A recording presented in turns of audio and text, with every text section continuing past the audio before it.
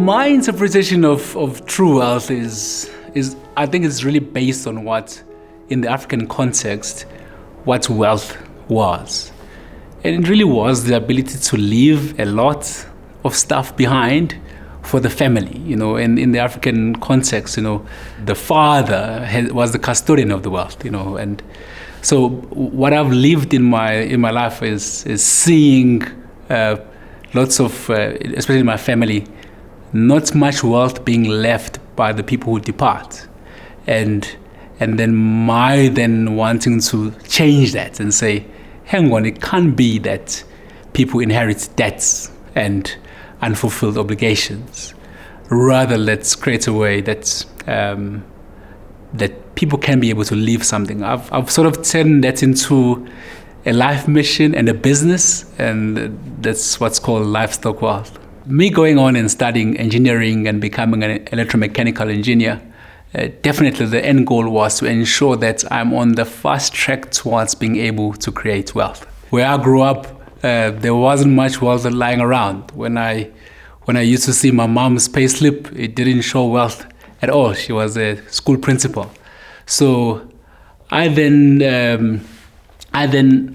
used all the energies I had to be able just to study harder. Studying harder made sure that my grades were better. So when I got my matric results in 1997, I was this kid from Ndwedwe who's got lots of options. I had a lot of A's there, a couple of B's, I think one C, and everyone wanted to fund me to study for free. And UCT actually paid me money to come and study there, an entrance merit scholarship to go and study there. So that gave me a foot in the door at being able to start the journey of creating personal wealth and that of my family. My perceptions of wealth really were influenced by my grandparents and my mom. They were always entrepreneurial.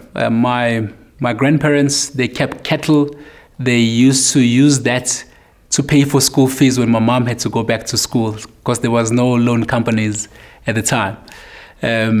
But they were always selling something. They were always planting, whether it's orchards, whether it's bananas, and selling. And my mom's was my greatest entrepreneur's teacher, in that to supplement her teaching income, she would sell stuff to the kids in her school. That would be like amakwenya, the fried dough, or fried fish.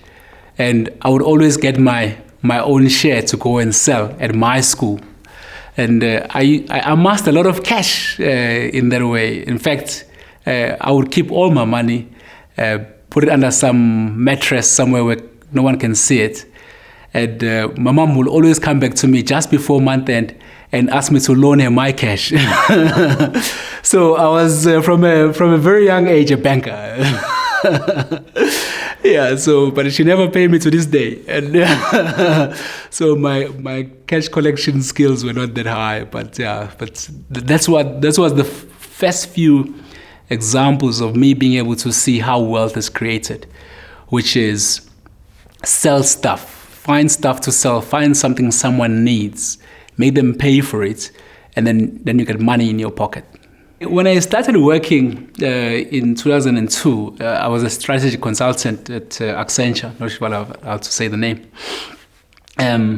So my plan was to really follow the path. I was successful at what I was doing. I was one of the top performers. So I saw my path being, the usual analyst, consultant, senior manager, partner, maybe country director, etc. And most of my friends followed that track, and when I started entrepreneurship, I sometimes regretted the lack of balance sheets to be able to amass assets quickly. So one of my friends has got 20 properties that he's loaned banks and does this and that, but that's his way of creating wealth that he's been able to do, because he works full time and he's got really strong balance sheets and can be able to buy property. Whereas on my side as an entrepreneur, my only asset is the business I'm creating. So I've learned to to be able to be comfortable with the fact that my peers who I meet for drinks and dinners are way ahead of me in terms of balance sheets at the moment.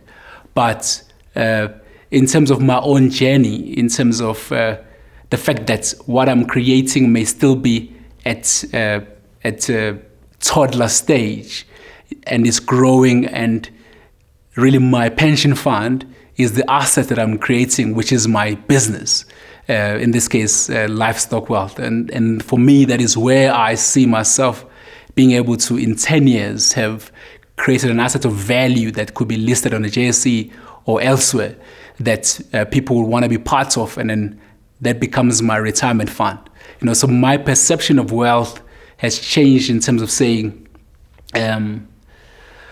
my job is to just stay true to what I've begun with, and really not look at the neighbor's lawn and just focus on my side of the fence. Yeah. So in my younger days in 2005, I was 25 at the time. I was selected to be part of an exchange program called the Clinton Democracy Fellowship. So it was just 8 of us South Africans off to the US in Boston and other states as well in the US. And what we did there was learn about responsible capitalism. In that time, I learned of the phrase, do well and do good at the same time. I got to spend time with the CEO of Timberland, the boot company. And their core belief, which really rubbed off on me at the time, was you can still do well in business, make mega profits, and still do good. And then, and in their case, they're very passionate about the environment in terms of forestry, plantations, the ocean, and all that stuff. And that reflects in what they do in terms of their business. So that rubbed off on me in terms of being able to make profits and be responsible to the environment, to the people that are affected by what one is doing as well. So will there be a point where wealth accumulation is not a major part of what I do? Most definitely, there will be at that point. In fact, when I was still in corporate, I ran a non-profit maths and science Saturday school. In fact, we ran it out of 135 Rivonia Road at the conference room on the first floor, which is a Nedbank head office. So we were able to raise quite a bit of funding from Nedbank, from a few other companies, Accenture and the likes. But one of the things I realized there was, if you really want to do good in the world, you could have the best intentions, but you are essentially limited by how good your fundraising story is, and how aligned is your fundraising story to what the donor wants to achieve with their money. So, which then made me to realize that, hang on, why don't I go and be an entrepreneur and make a lot of money? And then once I've made a lot of money, and I can then be able to give it to causes I'm passionate about in the way that I still see fit. In the same way that Bill Gates has done, in that he's been able to lead the charge against malaria and other things, because he's been able to create an asset that's able to allow him to do good in the world the way that he sees fit. So that's really how I define my cutoff point in terms of okay, now we've made enough wealth, now let's give it away. Because at the end of the day, no one of us is able to take any of that wealth upstairs.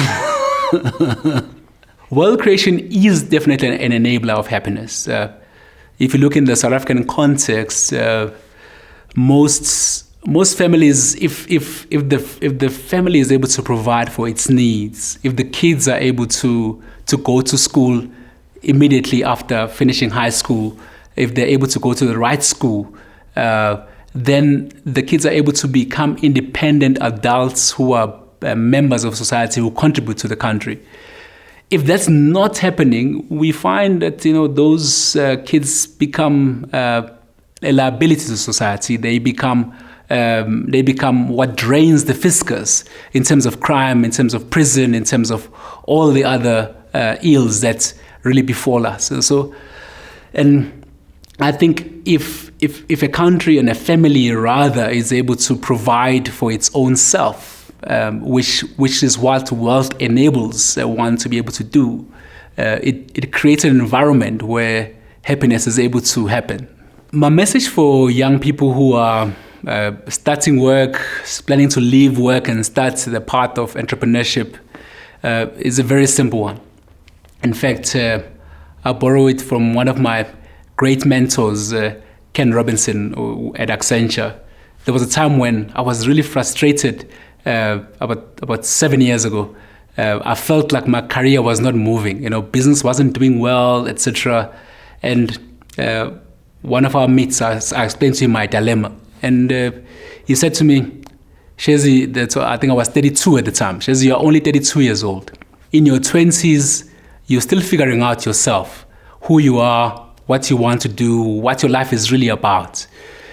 And then in your 30s, it's your chance to build whatever that you think you figured out. So you got a whole 10 years of just building. Then in your 40s, your time to maintain and grow what you've started building. And then only in your 50s and in your 60s, you're really taping off and just not taking too much risk, just amassing enough to be able to live a comfortable life. So one thing I learned there was to not rush how I see success, to redefine my own success, to say, okay, at 32, I may not have the stuff that my mates have, but in my own personal exam pad or exam book, I'm doing okay. So I would then say to the guys who are young coming in to say, get off the instant stuff, get off the instant gratification, the now stuff, get off the Instagram culture where things are just mushroom overnight and people are seen to be successful. Just understand that wealth is created over time. It takes 15 to 20 years to create an asset of value. And most people think that in 2 years they're supposed to be on the cover of Forbes under 40 or what.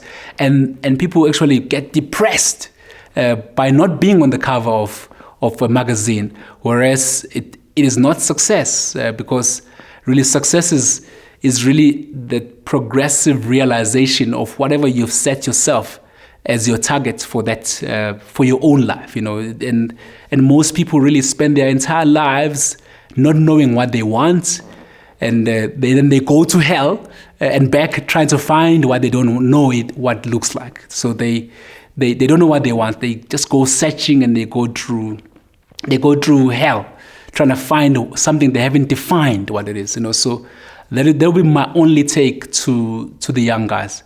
Define what you want. Is success for you? Is wealth for you? Just being able to go on one holiday locally in a year and have a 4-bedroom house where there's happiness. If that's your version of success, then it's the right version of success and you must embrace it. If it's driving a Toyota Tez, which was my first car, if that's your measure of success, then it must be that, and finding that contentment in that Toyota Tez and have the same smile as the guy driving the Lamborghini next door to you. That's what success looks like for me.